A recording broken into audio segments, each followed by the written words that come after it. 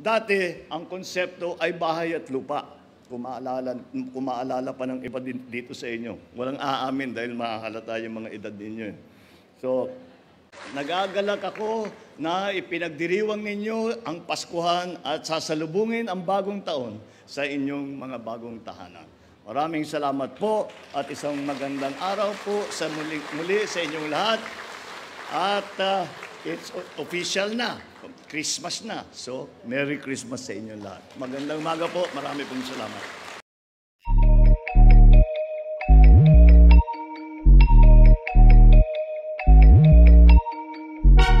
Mga kababayan at mga kaibigan at mga kasama,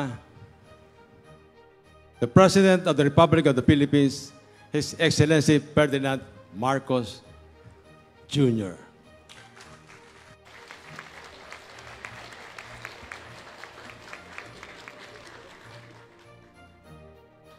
Maraming salamat na ating kalihim ng Human Settlements and Urban Development, Jerry Acusar, sa iyong pagpakilala.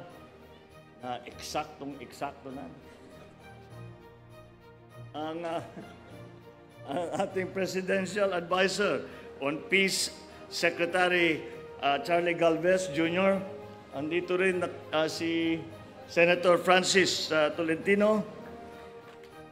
Ang ating 8th District Congresswoman, Aniela Bianca Tolentino.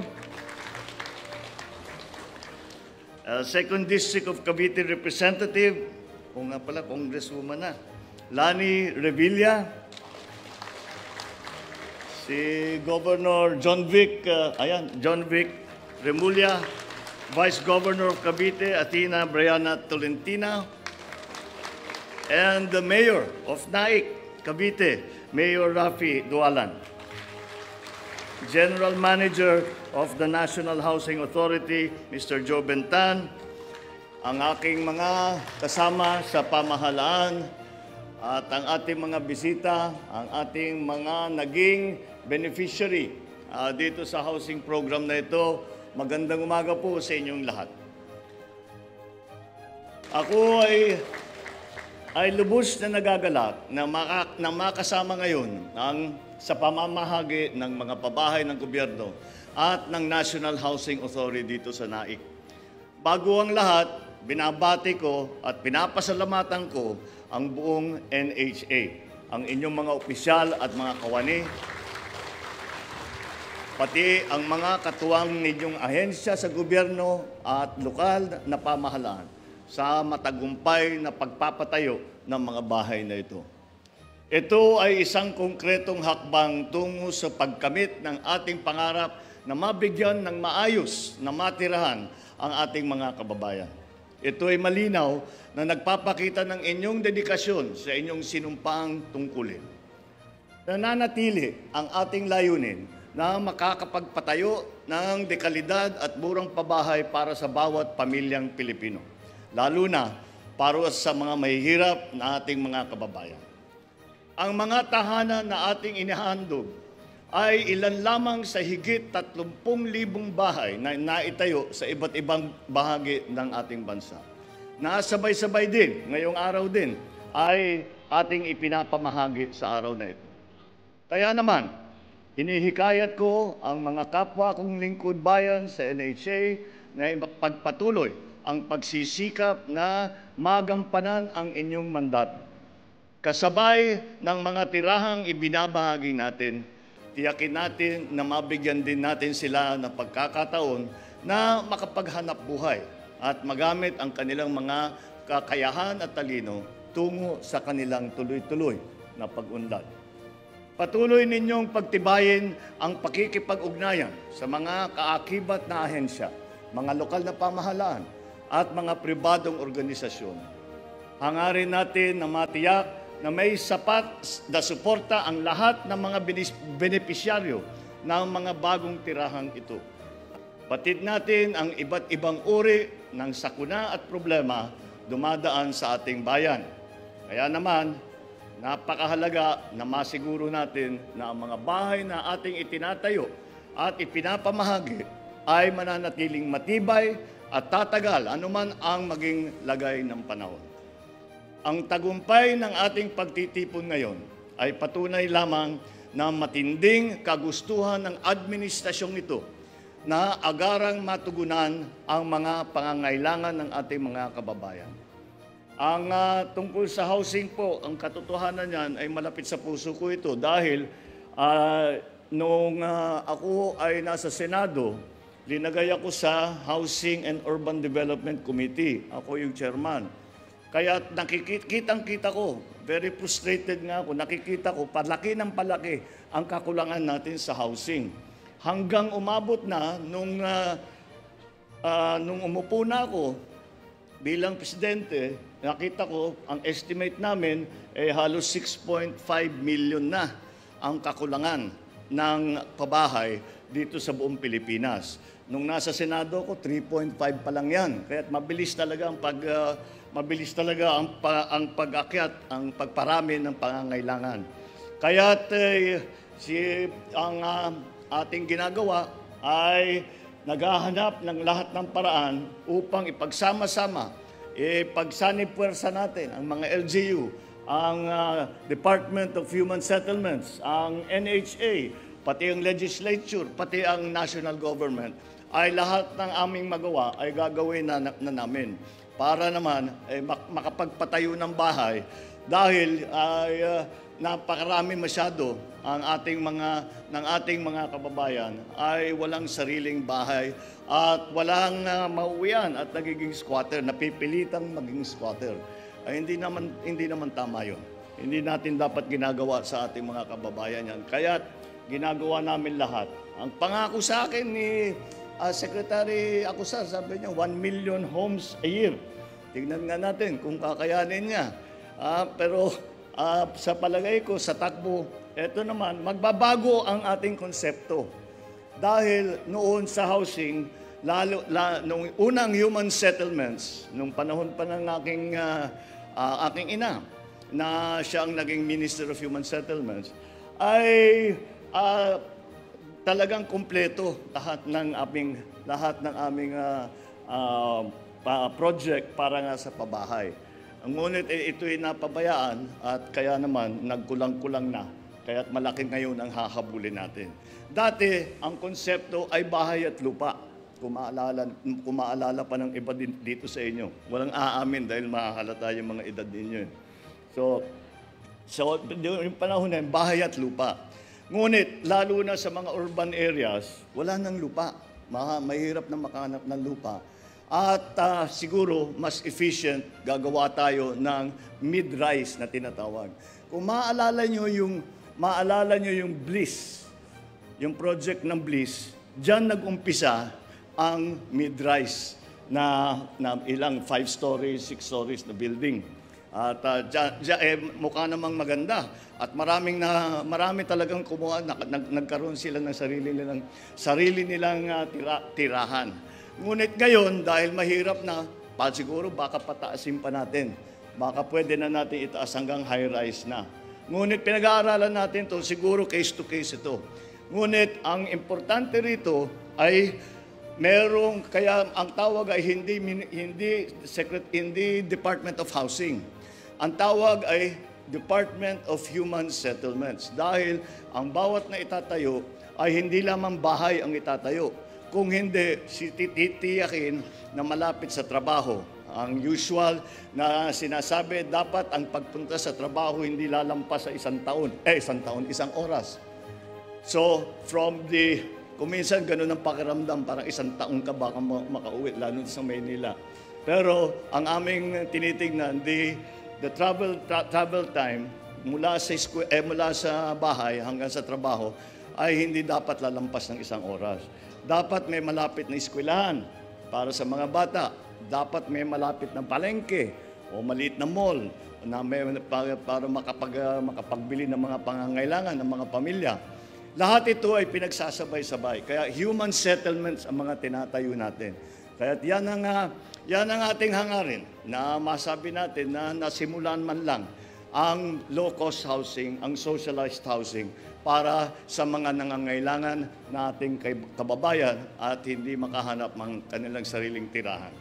Kaya asahan po ninyo na simula pa lamang ito ng ating tuloy-tuloy na pagsisikap para mabigyan ng mas maayos at masaganang bukas ang bawat Pilipino.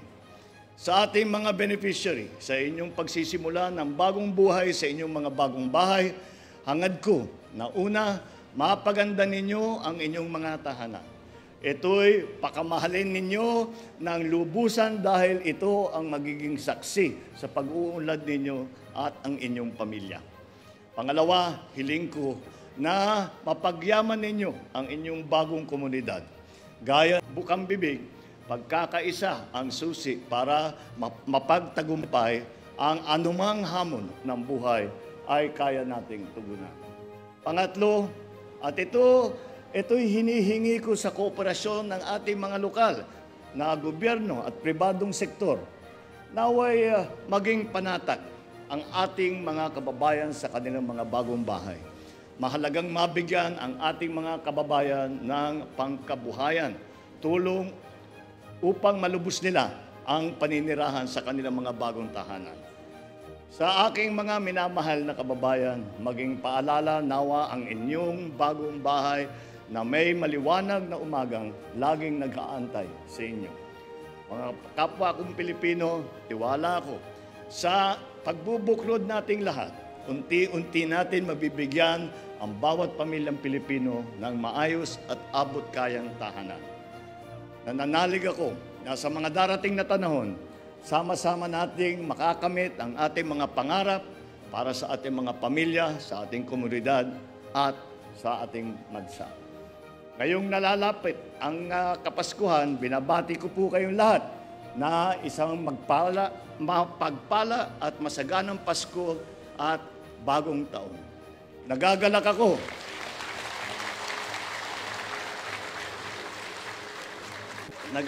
ako na ipinagdiriwang ninyo ang Paskuhan at sasalubungin ang bagong taon sa inyong mga bagong tahanan.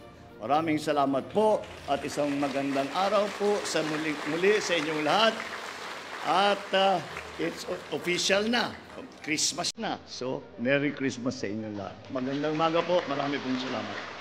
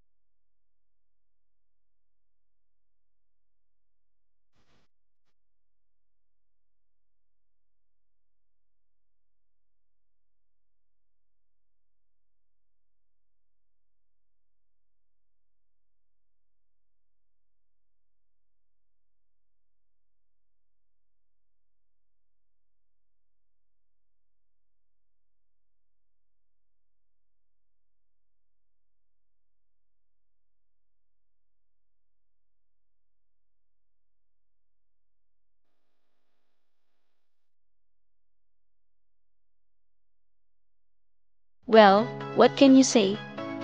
Kindly share your thoughts in the comment portion. We have reached the end of today's video. In behalf of my partner Wina and the rest of the Splat Communications and Simplified Strategic Solutions team, thank you. Till next time. Stay safe. Rosa out. Bye.